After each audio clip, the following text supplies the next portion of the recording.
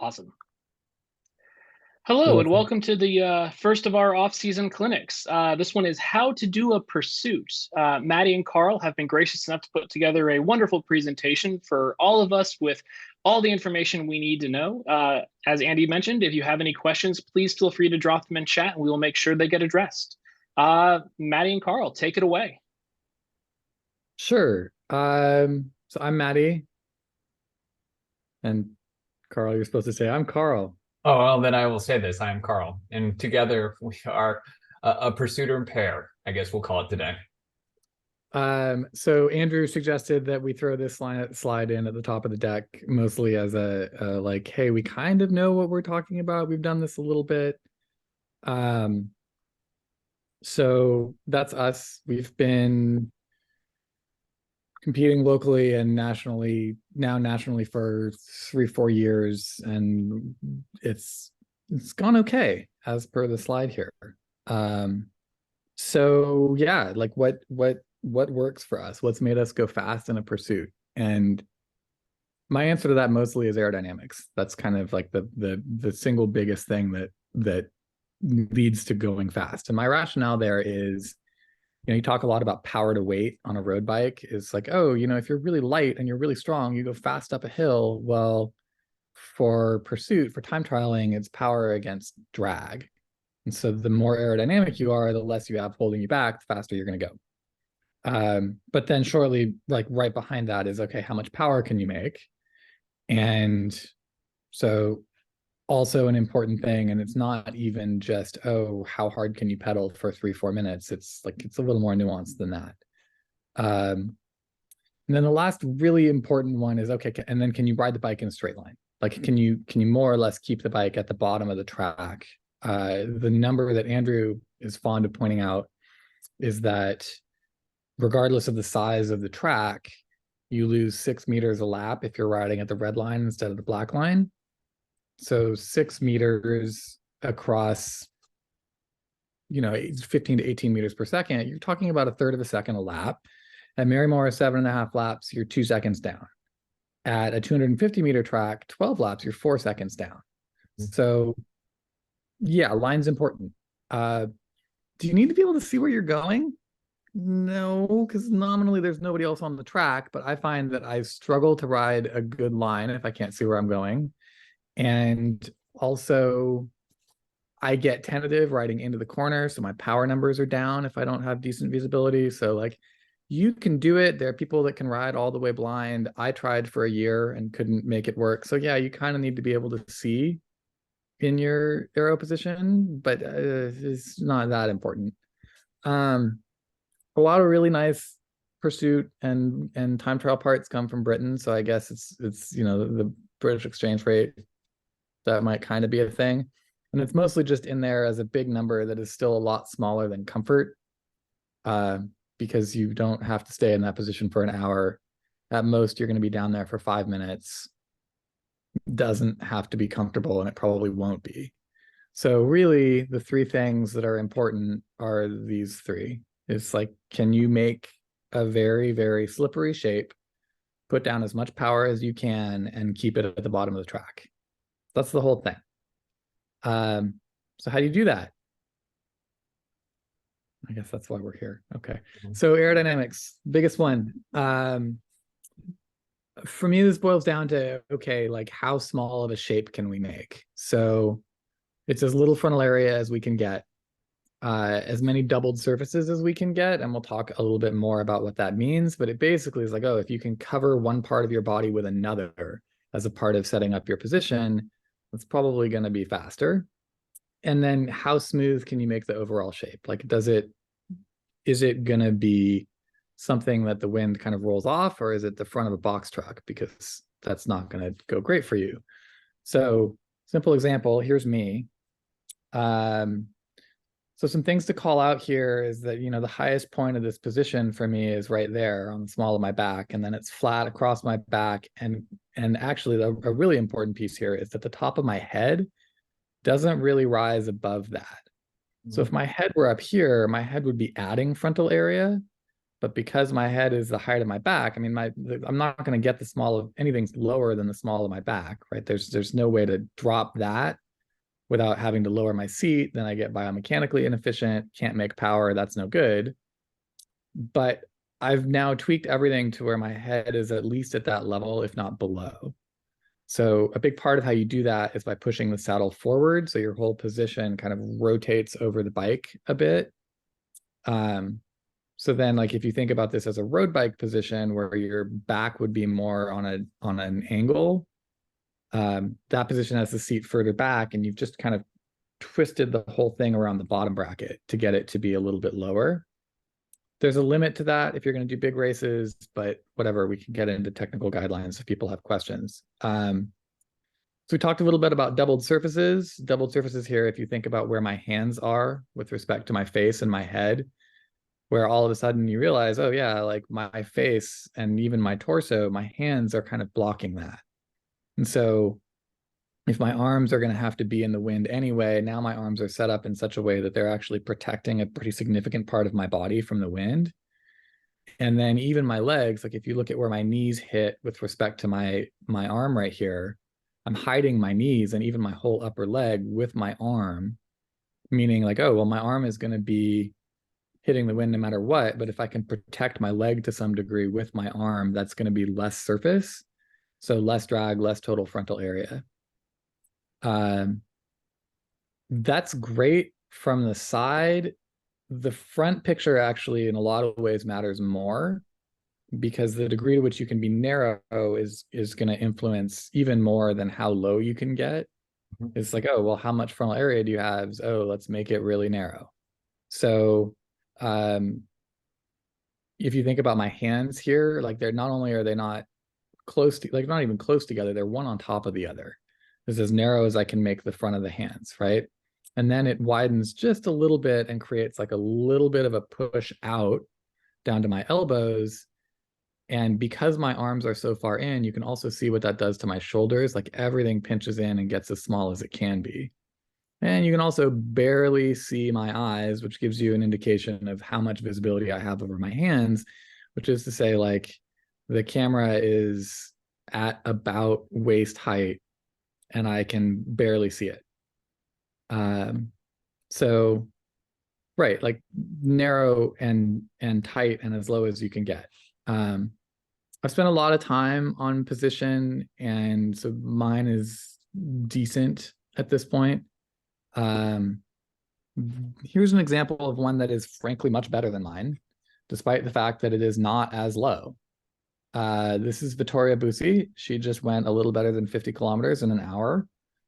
And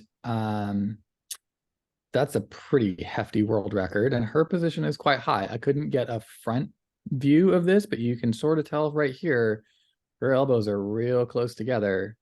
Right. And you can tell from where her knee is here, like there's also some, oh, we're hiding the knees behind the elbows going on there. Ghana, everybody's favorite, knees tucked even tighter behind the elbows. He's much lower than I am. You can see there's the top of his back, and then it just goes downhill from there. And then there's a front view of him. So you look at him standing up, and he's a big guy.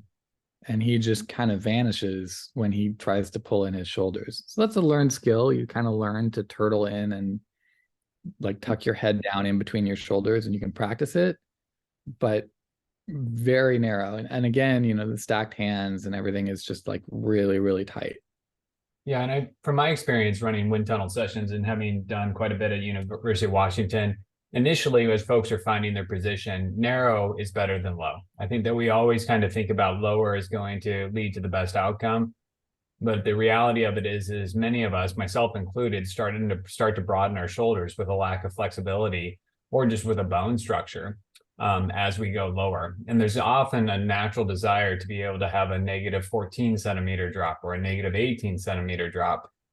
But the reality of it is, and what Matti does so well, is you spend time, and you need to do time in front of a mirror, recording yourself, watching yourself, and then really looking at and evaluating, how do you start narrow to begin with? And then from narrow, how do you start to bring it together into a smaller package? And then from there, how do you bring that package down to a place where you can kind of balance, as Matti was talking about, 3 different key components: visibility, power generation, and a form of comfort. And comfort actually is probably less of comfort of like, I feel comfortable in the position, and more of comfortable of I feel comfortable throwing myself in a corner at 30 plus miles an hour, and that I'm going to be able to hold that position steadily through the corner. And many people will come to a point where their position begins to compromise how they feel through the corner. And as Matti talked about earlier, that affects line. And then all of a sudden, the time that you think you're giving right back up. Matti, we've had a pre-submitted question that I think leads great into this next block of yours of, since aero is everything and it takes a lot of trial and error to find the most aero position for you, do you have any suggestions on how to get into pursuits while being frugal? Yeah, so that's a great lead into this slide. So step one for me is the eyeball wind tunnel, which is basically like I find that the best way to do it is if you have a laptop and a phone. You set the phone up in front of you and the laptop, or you can just do it with a laptop and a camera on the laptop, and you effectively use it as a mirror, right? And so now you're looking forward and you can see the thing, but because you're using the laptop instead of a mirror, you can record it. So if your visibility isn't great, you're not like trying to peer at the laptop over your hands from far away. Like you actually get, you get this picture. And you can try to look at, oh, what does this look like? What could I be doing better, right? Like, let's play around with different shoulder shrugs. Let's play around with moving my bars forward and backward. And what does that do to this picture? And then you can set up the phone beside you and get some real-time feedback from the laptop in front of you on your own little personal Zoom call. And you have this picture to look at too. So like, you make a recording, you look at it, you go, oh, what could I do differently?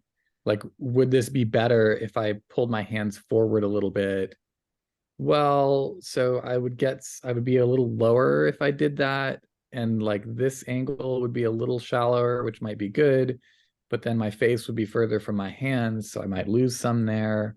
So there's a lot of stuff that you can just kind of play with and say, oh, what does this look like? And what does my gut say about how air would flow over this shape? And that is by no means a perfect solution, but it is really cheap. And it is a thing you can do in the winter, in your living room, in your garage, with basically no or minimal adult supervision. Like, call up a friend who is decent at this and say, hey, what do you think about this? And then they say, oh, maybe it would be better if you tried this, and you try that. And you can just mess with stuff and try to get to a thing that feels okay, where it looks like it might be slippery. And that's honestly, like, you can get 3/4 of the way there, 80% of the way there, just doing that. One step up from that is what's called the Chung method. Also effectively free. I think it's complicated. I have trouble getting it to work nicely. Andrew is a huge believer in this. It is more accurate the less windy it is. It basically involves riding your bicycle in a circle on a closed loop. And I don't know if any of us have access to a thing that is effectively a closed loop ever. And I got about that far into my slide, and I showed this to Andrew, and Andrew basically said, no, I'm going to talk about that, and made me put this slide into the deck. So here you go. Welcome to a presentation within a presentation, all about the Chung method, named for, I believe, Dr. Robert Chung. There are many articles on the web on how to do this. Feel free to Google it, look it up. If we need to put together like a 5-minute webinar, like screen share thing, I can put one up, make one, and we can figure it out. But essentially, how does it work? So what it uses is the relationship between power, elevation change, aerodynamics, and rolling resistance, and rolling resistance to figure out your CRR and power, CRR being the coefficient of rolling resistance. And your CDA, your coefficient of drag plus times your frontal area. And those are usually linked together. So you hear people talk about CDA because it's one number where, like, if we increase the area, but we decrease the coefficient of drag, then it's always better to just consider it one dimensionless number. How does it work, or what do you need? And you need a power meter because you need to record power. You need some sort of closed loop you can ride without touching your brakes. Velodromes are great for this. You need very low wind. So it has to be an almost still day. Robert Chung has recommended doing it very early in the morning or even like 4 a.m. because the wind is generally much lower in the evening or in the first thing in the morning than it is throughout the day. Wind generally picks up. You need the weather conditions at the time of your test so that you can calculate the air density. Weather Underground is great for this because you can go find a weather station and look at historical data. There's one even in Marymore Park, and you can get your air temperature, dew point, humidity, and from that you can calculate air density. And then you also need a free program called Golden Cheetah. They have an Aerolab component in it where you put in all these numbers and then you drag some slidey bars and you get your CDA.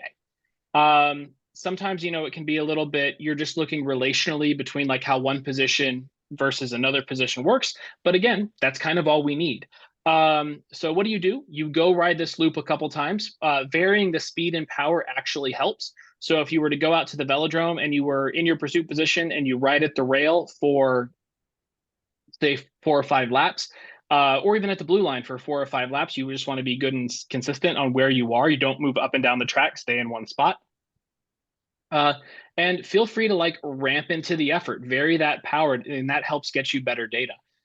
You import the ride into Golden Cheetah, use the Aerolab, plug in your numbers. For CRR, especially if you're on the track, just throw in like 0.003 and just assume that's close enough, and then change the CDA until you have a flat line. That doesn't make much sense now because you were not looking at Golden Cheetah, but essentially by varying what the CDA is, it changes the virtual elevation calculated by your ride. So once you have a flat virtual elevation, you have figured out what your CDA is approximately. And now you have a good number. Andrew makes it sound so simple. I appreciate your geekness. I've done it before. It's not nearly as complicated as it sounds. It just requires a little bit of time, energy, and effort. Yep. And it's free. And it is free. Well, assuming you have a meter, basically every one of these tools becomes free. You can do it by spending Andy has a good extra tip. You also do need a speed sensor and not a GPS speed sensor. So you do need a magnet on a wheel. Yeah. Yeah. Which then it makes it a little harder to test with like with fancy wheels, because getting magnets affixed is not as simple as just like strap it to the spoke. Like you actually have to tape it onto the disc or something to that effect. But if you're just looking at like aero bar position, you can use cheap spoke wheels. Know your CDA will be actually higher than it really is because of the drag generated by the spoke wheels. But for the purpose of like comparing position or comparing helmets, it works perfectly. Yeah. From there, we can start spending money.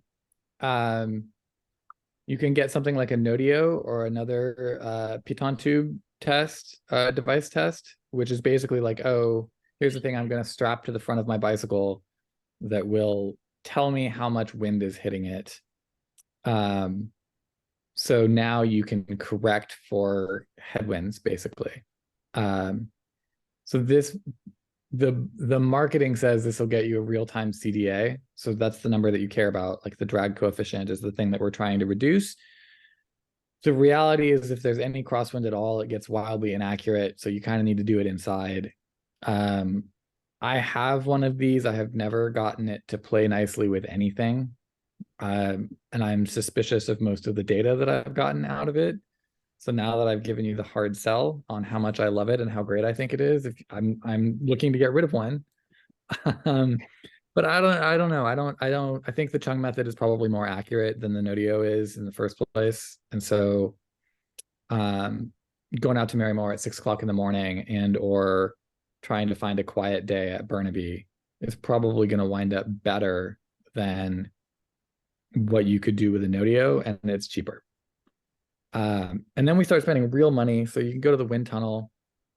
Wind tunnel time is very expensive, made more expensive by the fact that you're still on the clock when you're tweaking whatever it is you're tweaking. So if you want to test a dozen helmets, then great, like we'll do one run after another and all you have to do is change your helmets. But if you're trying to mess with your handlebar position, now you're wrenching on your bike and you're still on the clock at hundreds of dollars an hour. And then the other issue with the tunnel is that they're not always really reliable in terms of what happens in the real world. So things like spinning wheels, are very hard to model. And so some tunnels, they'll try to spin the wheel for you, but is it spinning fast enough to actually behave like what it behaves like? And how does that impact the rest of the system? Like there's just a bunch of stuff that's really hard to do when your bike is basically on a trainer stand, as opposed to you actually riding it, which is the last version of this, which is there are indoor tracks that have basically setups that let you do the Chung method only with what amounts to infinite accuracy, where you're measuring every single power output number that the power meter will spit out, which in some cases is more than once a second. And you're doing that against a speed sensor, and you're also doing that against timing tapes all at the same time on a completely empty indoor track. So you know that there is zero wind whatsoever, and you've weighed everything first, and you know how much pressure you have in your tires, and like you can get very, very accurate. And then you're also testing directly what it is that you're going to do. Like if you're going to go do a pursuit, you're testing that setup as you're going to ride it. So it's expensive. You got to go to an indoor velodrome that has that setup. So the closest one that I know of is Carson. The second closest is in Wales. So you're already traveling, and then you've actually got to pay for track time, and you got to pay for somebody to run the system, and it adds up pretty quick. The It's other a fun thing, experience. It's not a thing that I would go do once a week, or even frankly once a year for budget reasons, but like as a way to validate some stuff, yeah, that's a thing. I think it's also somewhat worth pointing out that like the Alpha Mantis system that's used in LA is pretty much just real-time Chung method on a computer. Yeah. Yeah. Yeah, with very accurate measurement that makes everything a little bit crisper. Yeah. I think that there are two things though that are themes and threads. Like you need to test your position, and there are many ways that you can do that. But testing your position, and particularly testing your position under load, is different than testing your position against a mirror or in a wind tunnel when you're on a stand. But the stand is not making you do 350 watts for 4 minutes, try to hold a line, try to breathe, try to do everything. So one of the benefits of any of this is actually going out and testing your position, because you can have an amazing position on a trainer at 150 watts that can completely fall apart at 300 watts for 3 minutes. The other thing on the aero track testing, at least in my experience with it, which may not be as much as Matty's, it's also pretty fatiguing. So you need to go into it with a bit of fitness, because you really want to be able to try to run 90% efforts, and you run a bunch of 90% efforts on the day. And so your ability to have repeatable efforts, especially at half your pursuit length, is key to be able to get to good results. Yeah, and it's worth calling out there that different shapes perform differently at different speeds. Mm-hmm. So if you're going to say, oh, well, I'll just ride tempo all day when I'm doing my testing, like, first of all, that's not really necessarily the position that you're going to be able to hold. And secondly, that's not really the speed that you're trying to measure against. So the closer you can get to your pursuit pace, the better off you are. And then all of a sudden you're running like 8 lap after effort after 8 lap effort after 8 lap effort that is basically just shy of race pace. And yeah, like that's a hard session. Mm-hmm. So yeah. So that's what I have for aerodynamics. Do we have any aero questions specifically before we get into power? I'll give it a minute to see if any pop up, but we have none at this point in time. Well, so sure. I mean, power, like, yeah, make more for longer. Are we going to talk at all about equipment later, or do we want to talk about equipment now? I really wasn't going to talk about equipment. And my reasoning for that is kind of twofold. One is that we can rat hole into it for the next 3 hours. And Carl and I can disagree on what's actually going to be faster for that entire 3 hours. And like the addendum to that reason also is that like all of this information is available on the internet, where there are even more people disagreeing on forums about what's fast and what's not.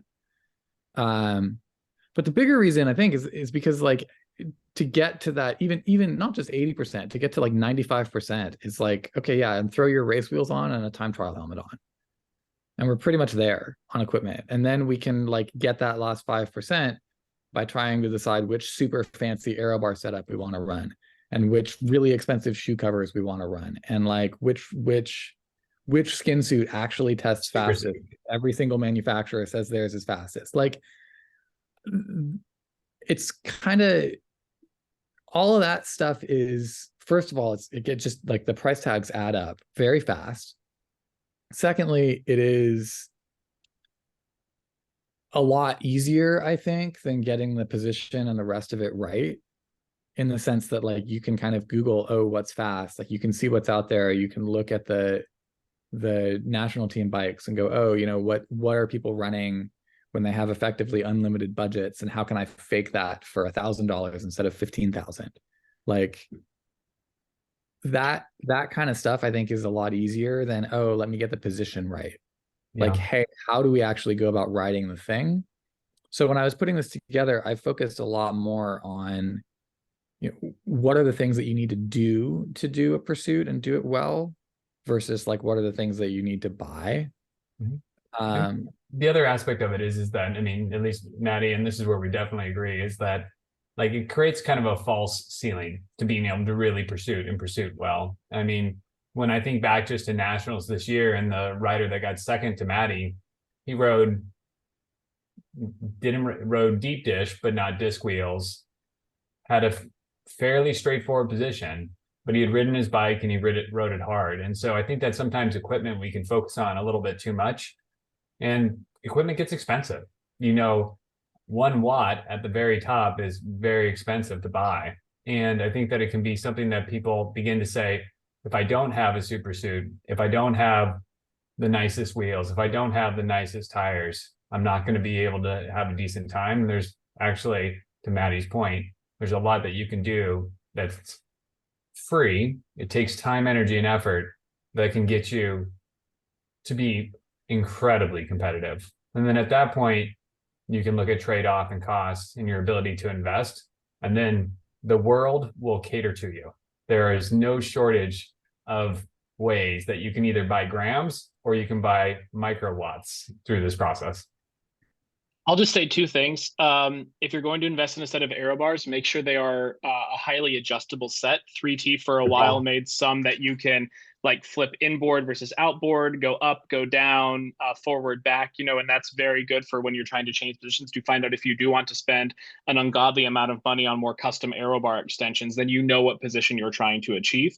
And 2, that aero helmets are very personal. And we have a good breadth of aero helmets at our track community. And for the most part, if you want to ask somebody, hey, can I borrow your aero helmet to do some testing? Most of us are most likely going to say yes, because we understand. And it's like, yeah, sure. Yeah, just here, I'll bring it for you this week, bring it back next week, and we'll be fine.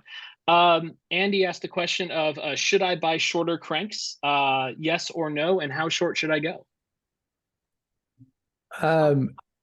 So shorter cranks help. If we come all the way back to this picture, what shorter cranks let you do is, effectively, because the top of your pedal stroke is not as high up as it would be. First of all, because the bottom of your pedal stroke is not as far down, you can lift your saddle a little bit, and then you can press even less.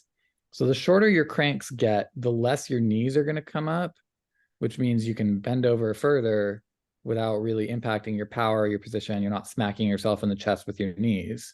So shorter is better. There are probably calculators somewhere that will tell you, oh, this is how short I can go.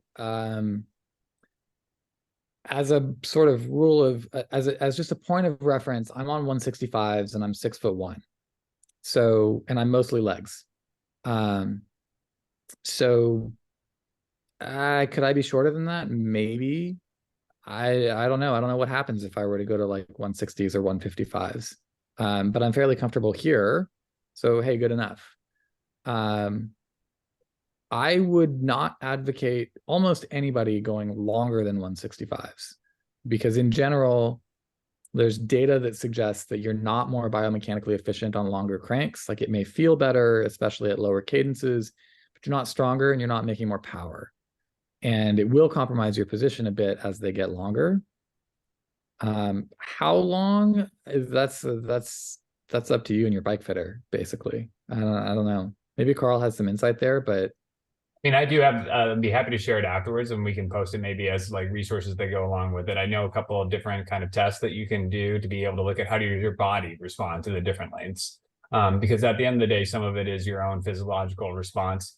For me, actually, I am looking at going shorter. I mean, I'm currently at 170. Now, admittedly, I look like I'm 12. I'm actually 13, but I started racing in 1994. And in 1994, people were regularly pursuing on 175 crates and then time trialing on 180s for our respective heights. So it's been an interesting evolution, but I have gone progressively shorter, and for all the reasons that Matti is referencing, right? More comfort in the position, better actual cadence and spin, more stable hips, and, you know, kind of like an overall platform. And so there's, I think it's the hard thing on the crank length of it is that it's a little bit of experimentation that leads to the right outcome.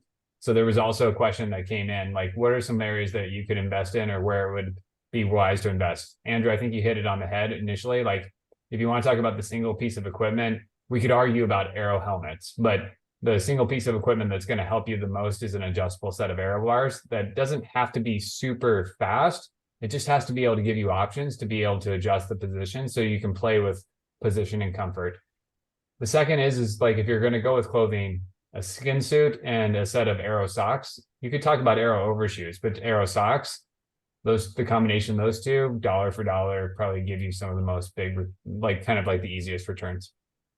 And it doesn't, and like, there are many skin suits on the market. So, but by today's standards, an average skin suit is above average from years past and will do significantly better than a jersey and a bib short or a road race suit. So the one sort of direct equipment piece of equipment recommendation that I would make would be the Zip Avuca clip-ons,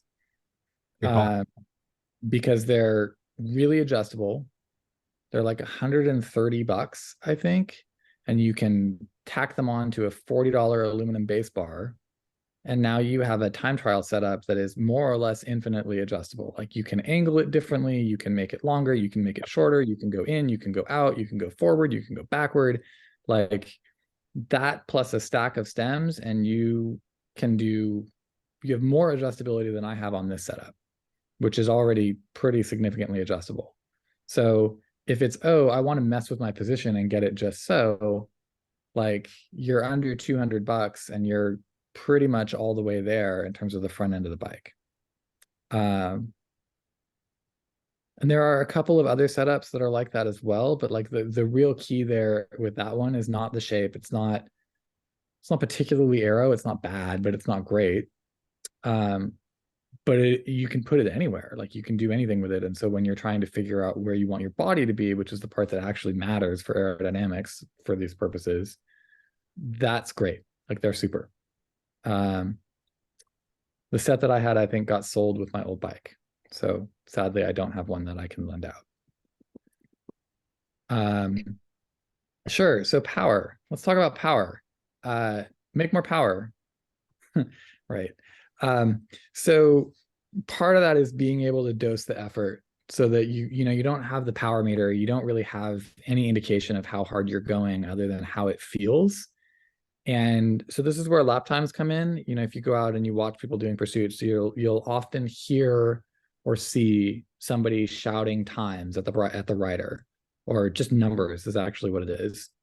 So the idea here basically is that there just isn't much time to get information from somebody standing still as you go by at, somewhere between 27 and 35 miles an hour.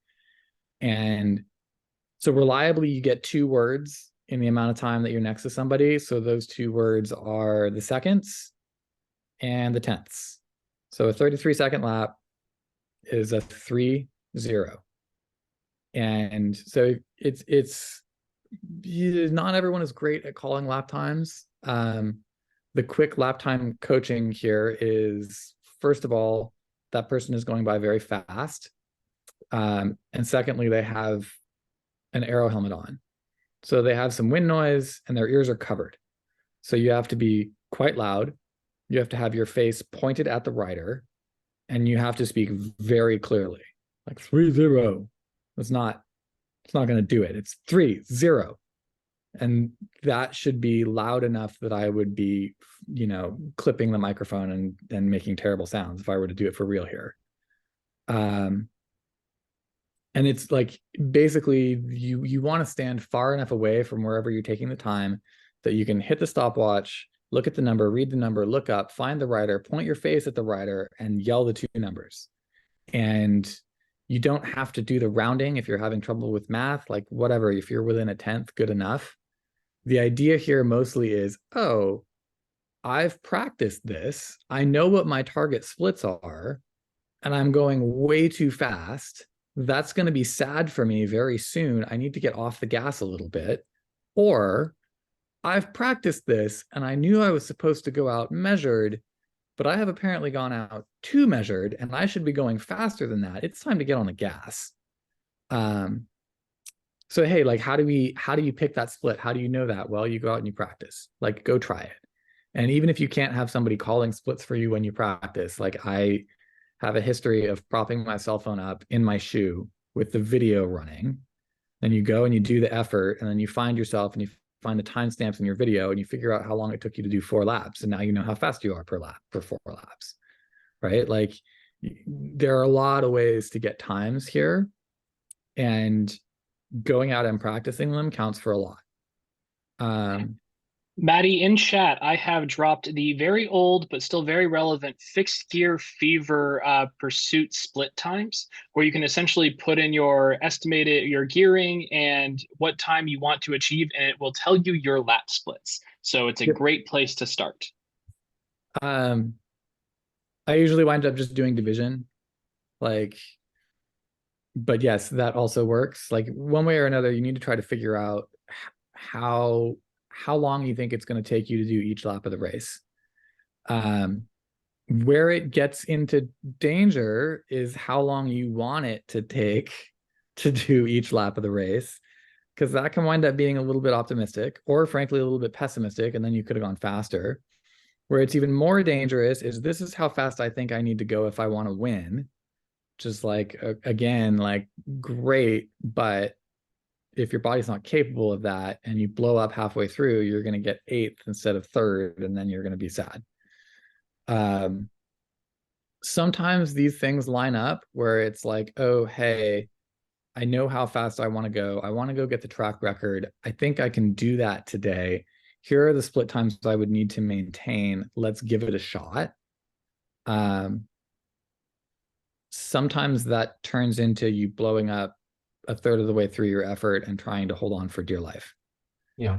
One thing I would add on the pacing, really, actually, to the message that you've given so many times, Maddie, is practice is key to this. This is not, if you really want to continue to progress as a pursuiter, it can't be something that you do 3 times a year. When there's a time day that you kind of throw equipment on and go out and do it.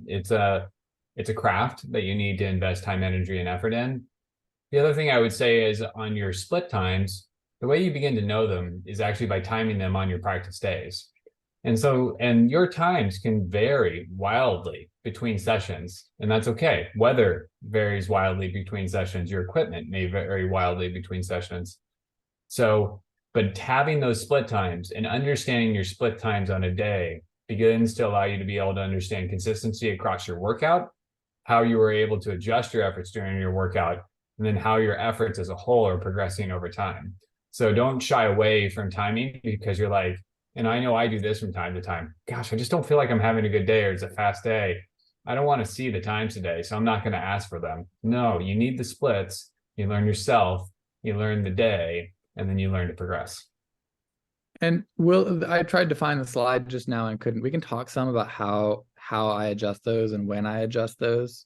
And I think it's coming up. So, like, let's put a pin in that. On to pacing strategies, Mike Westover has a great question of, how do you think about pacing the start? Sure. So I think about the start as, what I'm trying to do on the start is get the bike up to race pace without blowing myself up. And so in training, I do a lot of max effort starts, trying to make my starts better. And then I think about a pursuit start as like a 70% or 80% effort. And if I have that in mind, like that's kind of it. Like I try not to go hard, but in the back of my mind, I also know that I need to get the bike up to race pace. And so practice again is kind of a thing, is like, oh, if you're going to go out and you're going to do efforts, like do some of them flying because there's less load there and you do more efforts, get more practice, but do some of them standing and get a sense for how that changes the effort, especially if you hit it too hard at the start. Like you can't just not start hard at all. Like you can't do the hour record start where the whole goal is just get the bike moving. You do actually have to pick it up, and you have to pick it up as fast as you can, but you can't do the kilo start either, where it's like, oh, hey, every single ounce of pressure that I can put into the pedals, we're going to do that right now. It's like somewhere sort of in between where it's okay, well, let's get the bike going and let's get the bike going now, but like not too urgent because we got a long ways to go still. And maybe as a guide, Maddie, what do you think about like, I often think about like how long till I should be up at that rate, that speed, because that also helps me think about how the gearing that I'm on and how I judge my gearing. Yeah. What do you think about that? Do you think about, hey, by the end of that first lap or a little bit longer, maybe a lap and a half? Now, admittedly, dependent upon track length, but Depends on the track, yeah. right? For me, at Marymore, I'm usually up to speed by turn 3. I at Marymore, I sit coming out of turn 2 and do the last piece of acceleration down the back straight, and I'm pretty much going by the time I hit turn 3. On a 250, I'm usually sitting coming into turn 3, and then that 3 and 4 is more acceleration.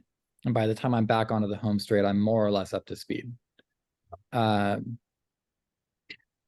then on the topic of starts, there's kind of two questions coming in of when starting, when do you go into the aero bars? And then how often do you practice your starts? So when you go into the aero bars varies a bit by rider. I tend to go in pretty early because I kind of subscribe to the idea that aerodynamics is everything, right? And so I would rather work a little harder in the aero position against a lot less drag trying to get up to speed. There are riders who would tell you, no, no, no, you should stay out of the saddle longer, you should stay high longer, like take advantage of the different musculature because you're not going to be able to use it as much, so you'll fatigue differently. It's better to stay higher longer. This sounds like one of those things that you've been harping on. If it helps us to go out and practice and Figure practice out and what works practice for and practice you. and figure out what works. Yeah. Mhm. And then when it comes to practicing starts, I mean, Maddie and I are training partners. So like come January, if not before, we'll start practicing starts 1 to 2 times a week on the road. And then during the season, a couple of times a week, usually for starts. Yeah. At least once a week. And then that's usually like between 6 and 8 full gas standing starts on full recovery. So that's a weird day always because it doesn't sound like very much, and at the time it doesn't feel like very much, and then you try to go ride home and you're like, I can make 80 watts right now, and that is it.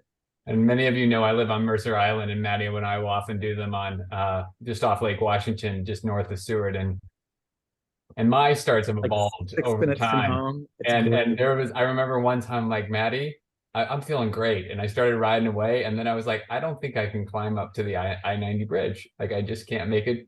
Can't make it. Might walk my bike. Carl has confessed to walking up his steep driveway many times at the end of that workout. I confess.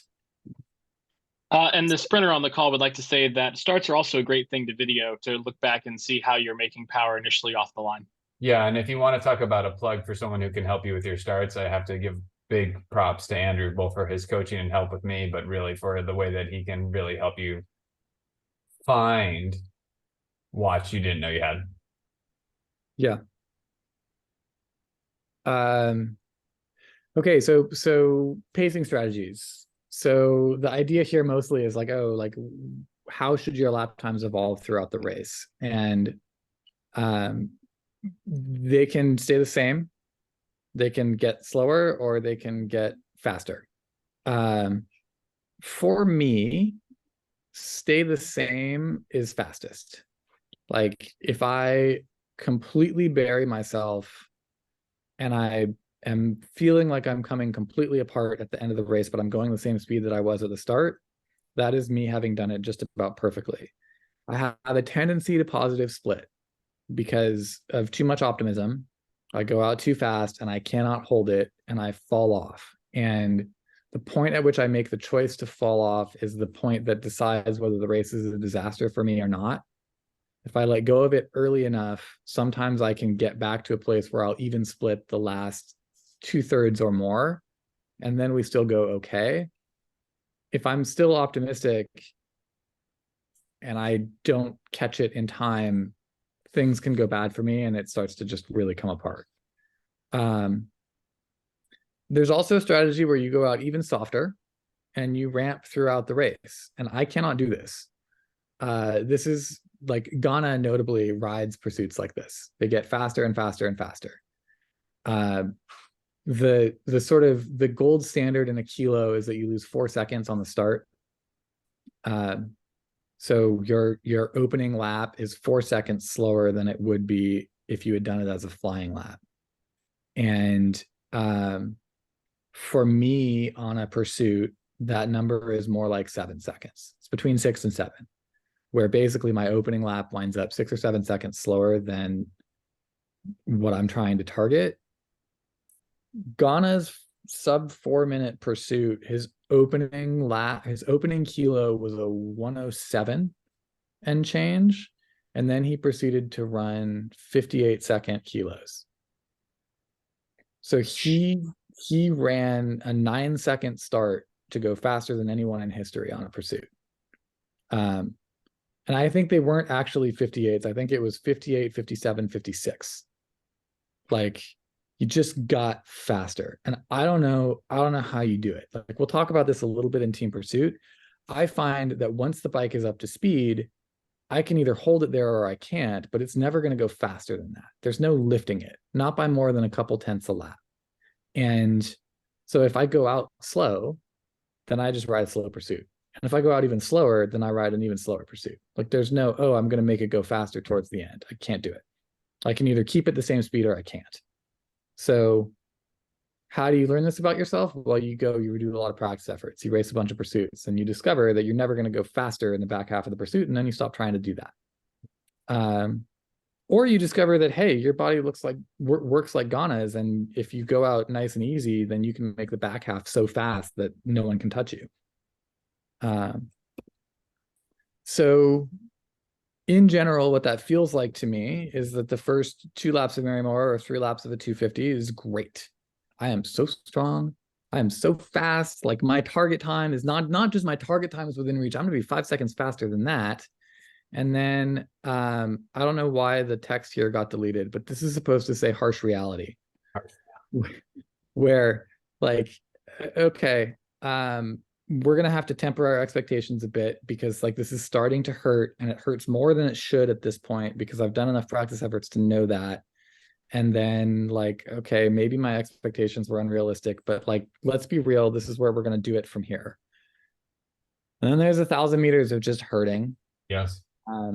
It's just really bad. And then I don't know what happens after that. Like I'm like kidding, not kidding. I generally don't remember the last lap at Marymore, the last 2 laps on a 250. Like I'm pretty sure that they happened because I'm credited as having finished the race. But like it's a level of suffering that I am incapable of remembering. I have blocked it out of all of my long-term memory. I literally do not remember the last couple laps of hard effort. It's not uncommon to lose track of laps and just have to rely on the belt because the last couple of laps become a hazy experience. The other thing I would say is that I've never heard anybody as a pursuiter, and Andrew can tell me more as a kilo rider, that was able to train their way into it feeling good. No, you train your way into it progressively feeling worse more than anything else. You learn. It goes faster. Yes, it goes faster. You learn, you're satisfied with the outcome, But the reality of it is your training is going to lead you to be able to sustain and understand your body's response, and that you're not going to die. And I mean, it sounds kind of funny, but there are times in my life where I am literally saying in the back of my brain, you will not die. And that is the push that keeps you going, because the reality of it is the training is to train you to the sensation. It's not to take away the sensation fully, because once you've adapted to be able to go so hard, then your challenge is then to be able to go a little bit harder.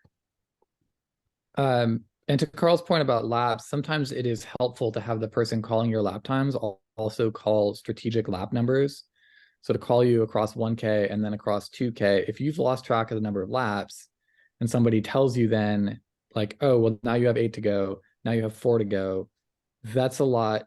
That it's like just enough of a reminder along with the lap time that you can be like, oh, right, I don't know what they said in addition to my lap time, but they said something, which means that I'm not actually at 3 to go, I'm at 4 to go.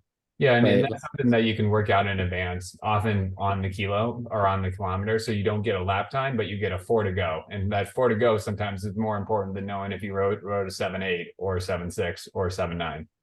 Yeah. Looks a little different for team pursuit. The first half of a lap at Marymore for team pursuit, I always feel great. Like I could go forever and like I'm just like invincible. And then like I hit the half lap and it's like, oh no, I have to do another half lap and I have to do it at this pace. And then your turn's not really over even when you get off the front, because you got to get on the back and they're insistent on going just as fast as you were. So that's not really better. So I usually, again, I don't know why my text here vanished, but like this is where I'm sure I'm going to get dropped.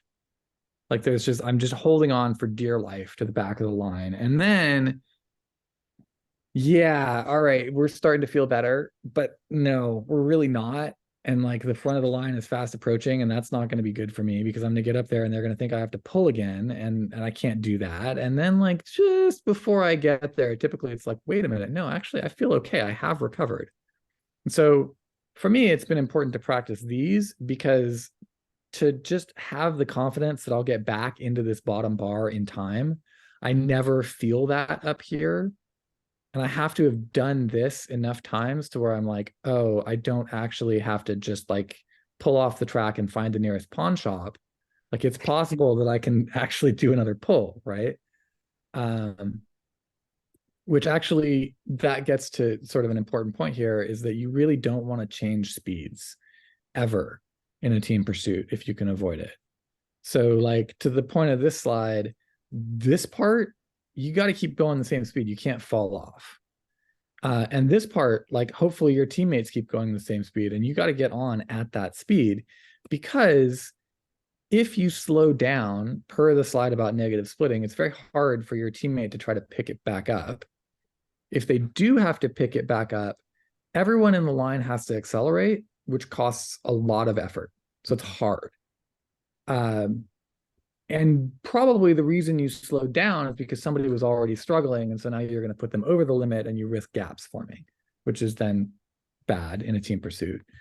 So the way that you mitigate this, if you have riders of varying strength, is rather than have the stronger riders go faster, you have them go for longer. You have them take big long pulls that are much slower than they would if they were taking shorter pulls, but now we're at the same pace. And it's a pace that everybody can hold and it's consistent. And so you get contribution from everybody, which ultimately is the fastest you're going to go as a team. So it helps to practice because you can start to work out some of your strategy. But basically then that's how you start to try to figure out is like, oh, you know, who's going to be faster? Who's going to be stronger? So those riders plan on doing longer pulls. Here's our target time. So here are the lap times you should be hitting. How far can you go at a 27 flat at Marymore? And the answer for me there is on a good day, I can probably do 2 laps like that. I might be able to do 2 laps once and a lap and a half once later. And if we have somebody on the team who can more or less maintain that speed, then it's like, great, do half a lap. You know, like whatever you do, don't let the pace fall. Don't be a hero. Don't try to take a lap, because then that second half lap, you're going to drop us to a 28-second pace and we're going to have to try to lift it again, right? So you get that by practicing, you get that by at national level events where you're trying to cobble together a team out of whoever showed up. And it's like, oh, like who did I meet on the day? You can look at your individual pursuit times and make a wild guess as to who's going to be strong. It's not always the best predictor because team pursuit is a very different effort, but you can at least get a sense like, oh, who's going to be strong today? Great. So I'll do shorter efforts. You'll do longer efforts because you were 4 seconds quicker than I was in the IP. Andrew basically said I would be remiss if I didn't point out that every exchange costs you a bike length, because effectively, like, you're taking the time on the third rider across the line, but that third rider keeps stepping back in time every time you take the front rider off and put them on the back of the line. 3 meters. So you lose a bike length every time you exchange, which means you're not actually going to be faster if you exchange every half lap. Like, you do actually want to try to take longer pulls if you can and keep the pace up. So Marymore, even money at Marymore is usually 1-lappers. On a 250, you're probably going to want to do a little longer than a lap, like a lap and a half or 2 laps. And then you kind of vary from there based on who's going to go fast and who's not. So I think the world's team last year, we had 2 riders doing 3-lappers on a 250. Nationals, we were pretty even in 2021. In 2022, I was not going good that week. So my job was to basically do early work and get out of the way. And then Carl's job was to hold on for dear life while the other 2 guys did 2-lappers. And I don't know what you did this year. I was already home in bed by that point. But no, we did 1 laps. Yeah, but the point here And mostly that was not ideal. Yeah, well, so there you go. No practice, right? This is it. It's like it varies dramatically based on who's on the team, right? So there are teams where you'll wind up the strongest rider and it's on you to do the longer turns. And there are teams where you are holding on for dear life. And mostly they need a 4th body. And so your goal is to not slow anybody down and just get out of the way. And I have been both of those riders.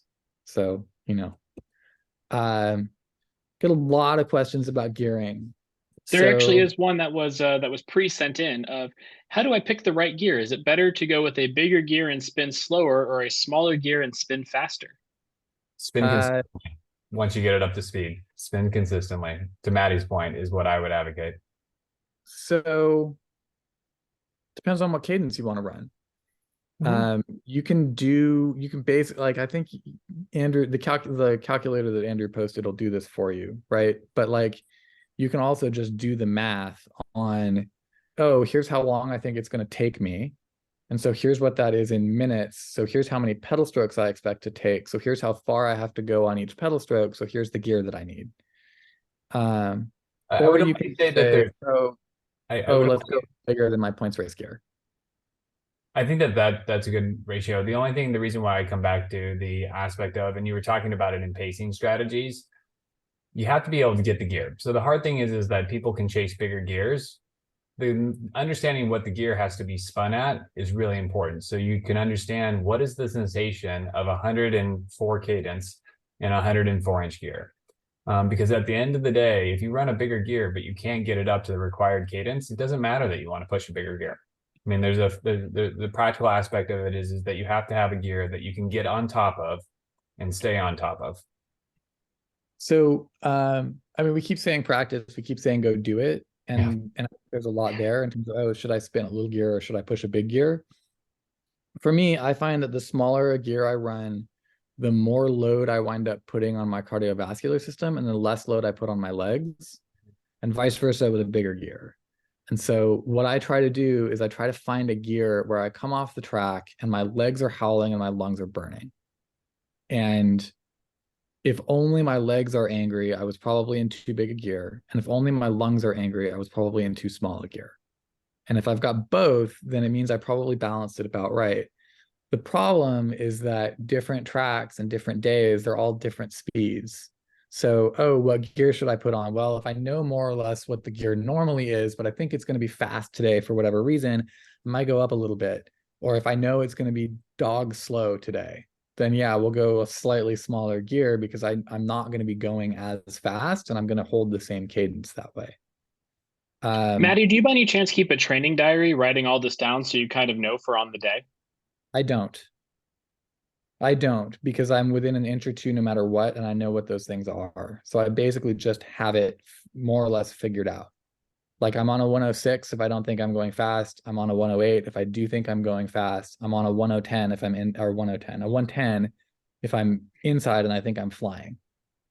That Which is 1010 is a big gear. a 1010 is a really big gear. A 110 is Yeah. also a really big gear, and I am frankly not strong enough to turn it. It always turns into that optimism. Oh no, now I'm positive splitting my effort. Like 108 on a great day for me is a pretty good gear. 106 on a less great day, also a pretty good gear. And then I've got to be going pretty bad to want to be in a 104.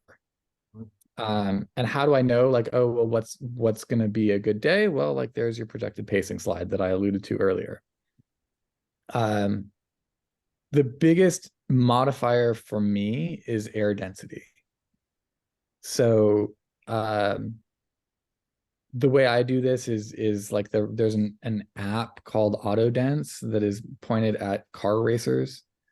And it basically does what Andrew's talking about with the Weather Underground station, except it gets it from the nearest car race track, which in our case I think is Kent. But like whatever, if it's a high pressure day in Kent, it's a high pressure day at Marymore, good enough. I can at least get a sense for how bad it's going to be. And so I'll look at the air density number, but that doesn't really, like, whatever. You'll see those change and you can kind of get a sense for what they mean. AutoDense is nice because it'll just give you an elevation. It's like, oh, nominally you're at this elevation today, despite the fact that Marymore is at 100 feet above sea level. So when you Is it pull up even that high? I think so, about that. Yeah, Maybe a it's little 80, lower. 82, I think is what it is officially.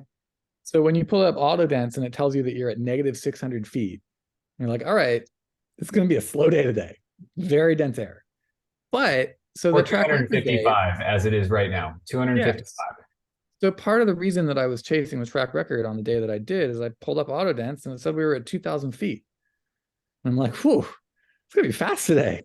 I might be able to do that today. Let's give it a shot. You can do that much more accurately. Like Andrew, I think, has a Kestrel, which is just like a little device that just measures this. I think it's called an anemometer. There are other brands besides that. You can do it with Weather Underground, will get you actual data for where you are. Again, the Kestrel is also tuned for like car racers who are trying to maximize the compression in their cylinders on a given day. Right. So again, like you get the number, but it's pointed at a different audience. So that's a big one.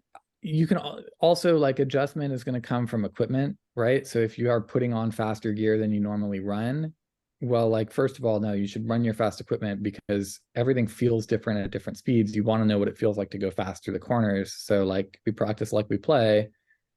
I typically have the full race kit on when I go out and do pursuit efforts. Another one here is like, oh, I've traveled to a track and I'm in the warm-up session and I'm trying to get lap times and I'm not drafting anybody, but there are 60 people on the track and most of them are screwing around above the blue line at 20 miles an hour. And there is a swirl. And without realizing it, you have a 4-mile-an-hour tailwind and you feel superhuman. You were running lap times you did not think were possible. Well, like, you're not in the draft, but you're kind of in the draft. So those lap times for me, even on a not that busy track, are always just like a little bit suspect because it's not really flat. Like it's when you actually get to race your pursuit or your team pursuit, you're going out and you're doing it on what amounts to an empty track. There is maybe one rider on the other side of the track, and that rider is far enough away that you're not getting a draft, even inside, unless you start to catch them. Until maybe late in the effort, maybe you've spun it up a little bit, the two of you, but then the previous heat, like they've been off the track for 90 seconds before you start, like it is all the way dead. And you very seldom get that experience on a track, especially an indoor track, because track time's valuable. And so there are other people there. And so even they're doing their warm up and they're far away, like it's impacting it. It makes you faster. I don't know if you all remember when Ashton Lambie broke the 4-minute barrier for the first time. And if you watch or at least when we were watching it live, before he did his effort, there was like the junior team out there doing laps at the blue line to try to get some swirl going to help him out just a little bit. Yep. Swirl is real. Which is a big part of why Ghana's record is way more impressive to me, because it was like in competition, completely dead track. But sure. So the last thing that's worth calling out here is, so Carl and I actually have the same coach, Joe Kiesanowski, and Joe does not have us do a lot of full pursuit efforts. So we're old enough that we're racing 3Ks, and we do a lot of 2Ks. And the reasoning behind this is that a full pursuit effort is too hard. So I'm frankly not mentally tough enough to make myself do them for real in practice. Like, it's too hard. I can't make myself do it on a given day without really psyching myself up for it and really knowing that I really need to execute it like I can on a race day. And I can make myself do that effort for 2/3 of it.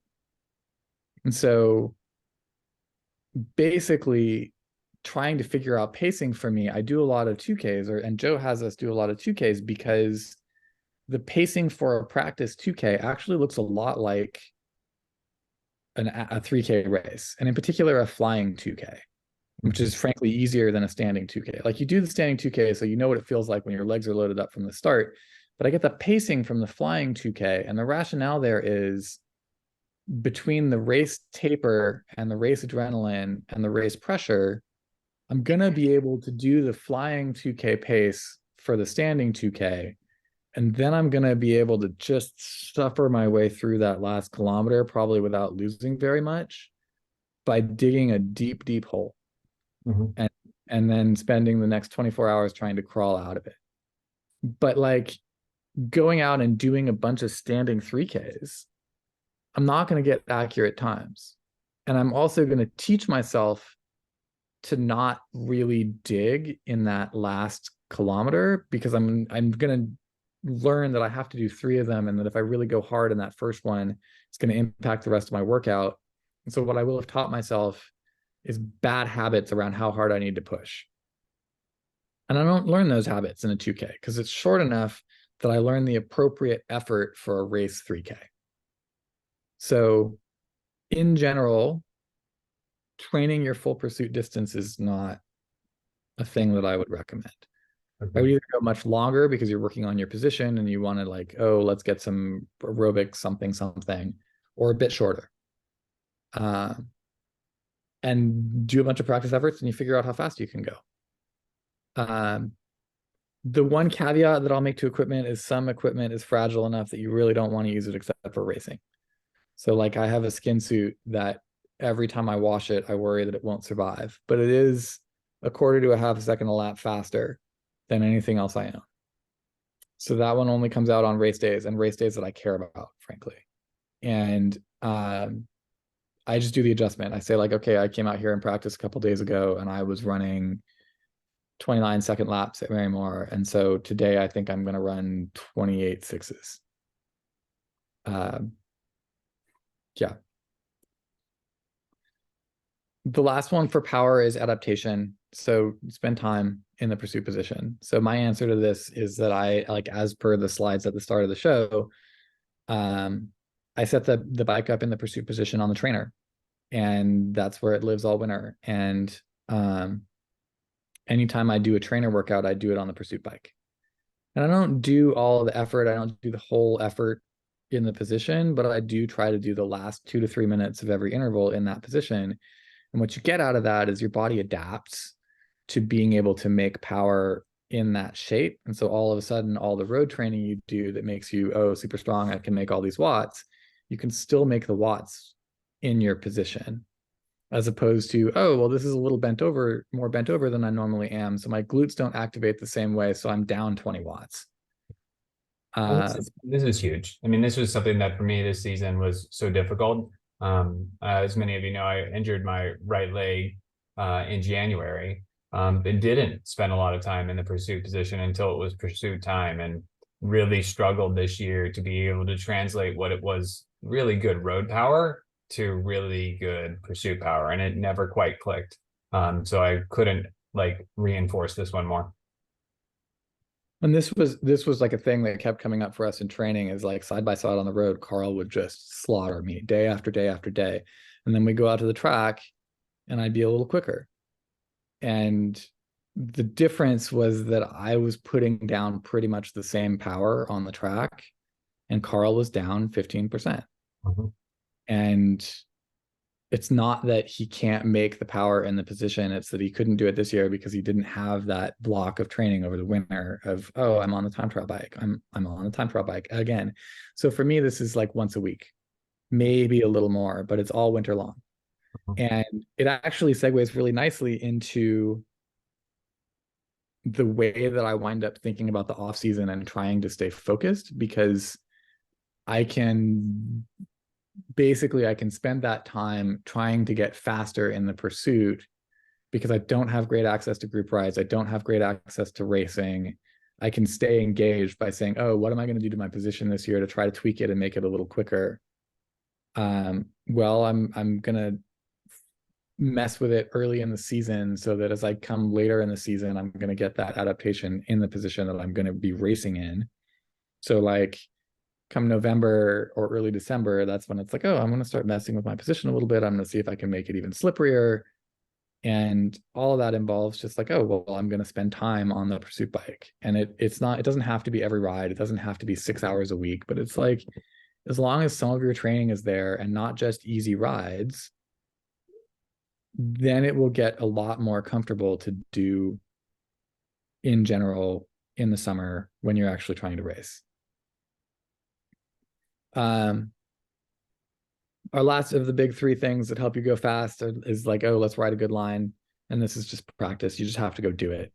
You have to do it, and you have to do it at race pace. And if you want to do this somewhere other than Marymore, then you have to find a tiny track, and you have to do it at race pace on that tiny track. If you can ride the pursuit bike at Burnaby, you can do it anywhere. And Yes, luckily that's not that far away, but they don't have a lot of time days up there, unfortunately. So a little hard to get practice time at Burnaby even on the pursuit bike. But like really, like you have to go do it. And some tracks are easier to ride than others. Marymore is it's not that hard, because it's, the curves are so gentle, like the banking is relatively gentle. It's just not that tight. Carson, I find really hard to ride well. And I think a lot of people do. The entries and exits to the corners are not particularly graceful. And so there's just not, for me, a clean way in and out of the corner that lets me like comfortably go to the bottom of the track and stay there. Manchester was delightful. I actually find Rock Hill to be Rock Hill really was delightful as well. T-Town I've found to be comfortable. Indy's kind of okay. It's fine. I don't know. I got a lot better this year at staying at the bottom of the track during the Madison Hour record. And that's just volume. We just spent a lot of time on and off and on and off. So you're starting to get fatigued, but you also get to recover. So you're never really that tired, and you can just try to stay down there.